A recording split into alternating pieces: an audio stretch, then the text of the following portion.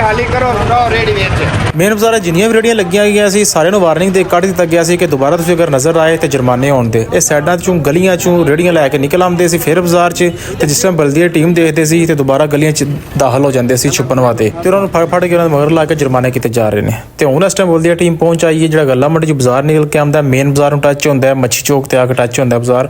ਉਸ ਬਾਜ਼ਾਰ 'ਚ ਜਿੰਨੇ ਵੀ ਇਹ ਨਾਜਾਇਜ਼ ਤਜਾਵਜ਼ਾਤ ਲੱਗੇ ਹੋਏ ਨੇ, ਦੁਕਾਨਾਂ ਦੇ ਸ਼ਟਰਾਂ ਤੋਂ ਬਾਹਰ ਸਟਾਲ ਲੱਗੇ ਹੋਏ ਨੇ, ਉਹਨਾਂ ਨੂੰ ਬਲਦੀ ਵਾਲੇ ਫੜ ਕੇ ਜੁਰਮਾਨੇ ਕਰਦੇ ਪਏ ਨੇ, ਤੇ ਨਾਲੋਂ ਨਾਲ ਫੌਰਨ ਮੌਕੇ ਤੇ ਜੁਰਮਾਨੇ ਵਸੂਲ ਵੀ ਕੀਤੇ ਜਾ ਰਹੇ ਨੇ। ਜਿਹੜਾ ਬੰਦਾ ਜੁਰਮਾਨੇ ਨਹੀਂ ਦਿੰਦਾ ਉਹਨਾਂ ਨੂੰ ਫੜ ਕੇ ਫਿਰ ਪੁਲਿਸ ਦੇ ਹਵਾਲੇ।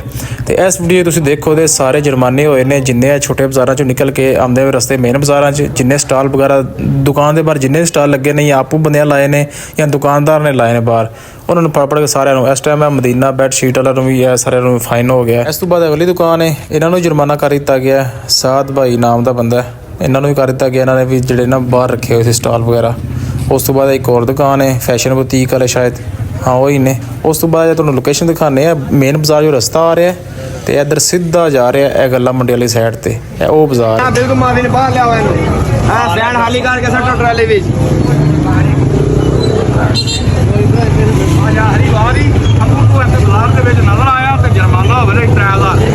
ਇਹ ਚੈੱਕ ਕਰ ਸਕਦੇ ਹੋ ਇਸ ਗਲੀ 'ਚ ਵੀ ਰੇੜੀਆਂ ਵਾਲੇ ਦੁਬਾਰਾ ਵੜ ਗਏ ਨੇ ਬਲਦੀਆ ਟੀਮ ਨੂੰ ਦੇਖ ਕੇ। ਇਹ ਚੈੱਕ ਕਰ ਸਕਦੇ ਹੋ, ਇੱਕ ਰੇੜੀ, ਦੋ ਰੇੜੀ, ਤਿੰਨ ਰੇੜੀ, ਕਿ ਚਾਰ ਰੇੜੀਆਂ, ਇਹ ਸਾਰੇ ਹੁਣ ਨਸ ਰਹੇ ਨੇ ਅੱਗੇ ਜੁਰਮਾਨੇ ਡਰ ਤੋਂ। ਲੇਕਿਨ ਜੁਰਮਾਨੇ ਸਾਰਿਆਂ ਨੂੰ ਹੋ ਰਹੇ ਨੇ। ਅਗਰ ਤੁਹਾਨੂੰ ਡੇਲੀ ਮੁਕੰਮਲ ਅਪਡੇਟਸ ਚਾਹੀਦੀਆਂ ਨੇ ਤੇ ਇਸ ਪੇਜ ਅਦਨਾਨ ਬਟੇ 70 ਨੂੰ ਫਾਲੋ ਕਰੋ, ਇਸ ਵੀਡੀਓ ਨੂੰ ਸ਼ੇਅਰ ਕਰੋ। ਮਿਲਦੇ ਅਗਲੀ ਵੀਡੀਓ 'ਚ। ਅੱਲਾਹ ਹਾਫਿਜ਼।